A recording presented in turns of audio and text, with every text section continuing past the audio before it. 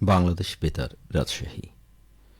এখনই শুনবেন স্থানীয় বাংলা সংবাদ।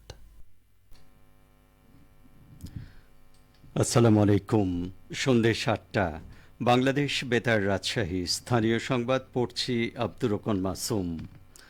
রবীন্দ্র বিশ্ববিদ্যালয় স্থায়ী ক্যাম্পাস নির্মাণ প্রকল্পের ৫১৯ কোটি টাকার ডিপিপি অনুমোদন দিয়েছে একনেক।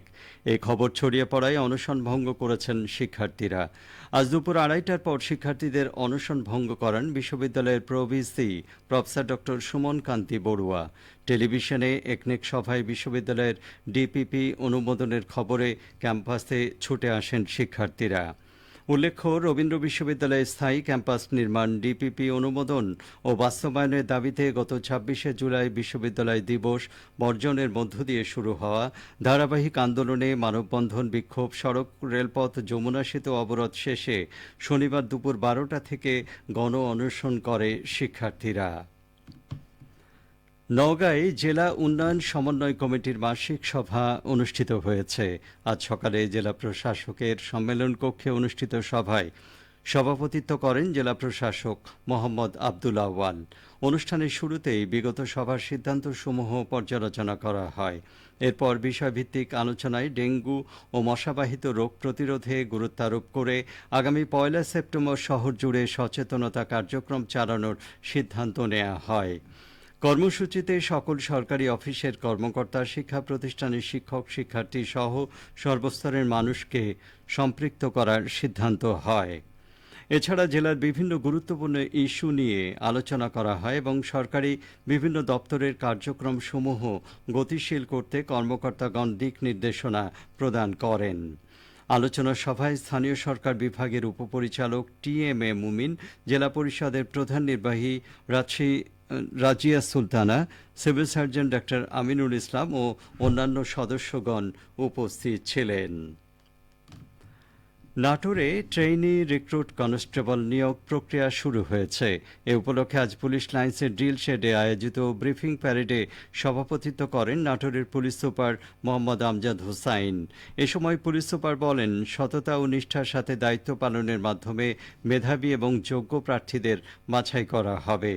এক্ষেত্রে নিয়োগ বিজ্ঞপ্তির শর্ত যথাযথভাবে অনুসরণ করে পেশাদারিত্ব বজায় রেখে ইভেন্ট পরিচালনা করা হবে।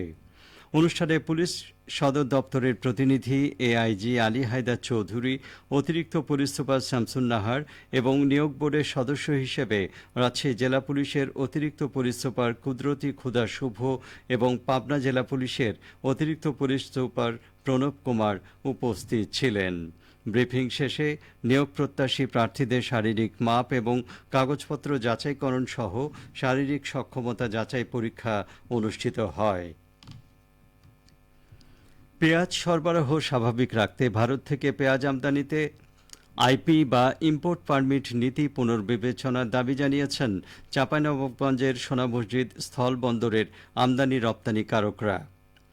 আজ দুপুরে সোনা মসজিদ আমদানি রপ্তানিকারক গ্রুপের সভাপতি একরামুল হক সাংবাদিকদের বলেন, সম্প্রতি কৃষি সম্প্রসারণ অধিদপ্তর কখনো ৫০ টন আবার কখনো ৩০ টন আইপি দিচ্ছে। ভারত থেকে প্রতিটি ট্রাকে ২৫ থেকে ৩০ টন পেঁয়াজ আসে। ৩০ টনের আইপি দিলে সব ধরনের খরচ বেড়ে যাবে। এর প্রভাব সরাসরি বাজারে পড়বে এবং দাম অস্থিতিশীল হয়ে উঠবে।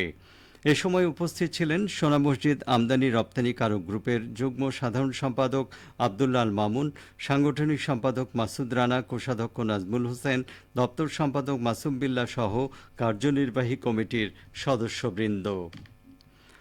রাজশাহী মেট্রোপলিটন পুলিশের থানা ও ডিবি পুলিশের পৃথক অভিযানে বিভিন্ন অপরাধের অভিযোগে ১৩ জনকে আটক করা হয়েছে। মহানগরীর বিভিন্ন স্থানে অভিযান চালিয়ে তাদের আটক করা হয়। এর মধ্যে ওয়ারেন্টভুক্ত আসামি ১০ জন, মাদক মামলায় ২ জন এবং অন্যান্য মামলায় ১ জনকে গ্রেপ্তার করেছে আরএমপি। গ্রেপ্তারকৃত আসামিদের বিরুদ্ধে আইনগত ব্যবস্থা গ্রহণ করেছে Rajshahi metropolitan police. Pabna 7 star fish processing কোম্পানিতে অভিযান চালিয়েছে জেলা ভোক্তা অধিকার সংরক্ষণ অধিদপ্তর। এ সময় প্রতিষ্ঠানটিকে বিভিন্ন অনিয়মের দায়ে ১৫,০০০ টাকা আর্থিক জরিমানা করা হয়। আজ বিকেলে পাবনা পৌর এলাকার টার্মিনাল রোড বাজারে এই অভিযান চালানো হয়। এতে নেতৃত্ব দেন জাতীয় ভোক্তা অধিকার সংরক্ষণ অধিদপ্তর পাবনা সহকারী পরিচালক মাহমুদ হাসান রনি। তিনি জানান, ইলিশের খুচরা পর্যায়ে অস্বাভাবিক দামে বিক্রি হচ্ছে, এমন অভিযোগের ভিত্তিতে এই অভিযান চালানো হয়। অভিযানে সংরক্ষণাগারে বার্মা থেকে আমদানিকৃত মেয়াদোত্তীর্ণ বার্মিজ পচা ইলিশ মাছ স্টোরে রাখা ও বিকৃত মূল্য তালিকা না থাকায় প্রতিষ্ঠানটিকে ভোক্তা অধিকার সংরক্ষণ আইনে 15,000 টাকা আর্থিক জরিমানা আদায় করা হয়। সবশেষে আবহাওয়া। আজ রাজশাহীতে সর্বোচ্চ তাপমাত্রা ছিল 32.8 ডিগ্রি এবং সর্বনিম্ন 26.7 ডিগ্রি সেলসিয়াস। সন্ধ্যে 6টায় বাতাসে আপেক্ষিক আর্দ্রতার পরিমাণ ছিল 77%। রাজশাহী ও পার্শ্ববর্তী এলাকায় আগামীকাল সূর্যোদয় ভোর 5টা 40 মিনিটে। সংবাদ শেষ হলো।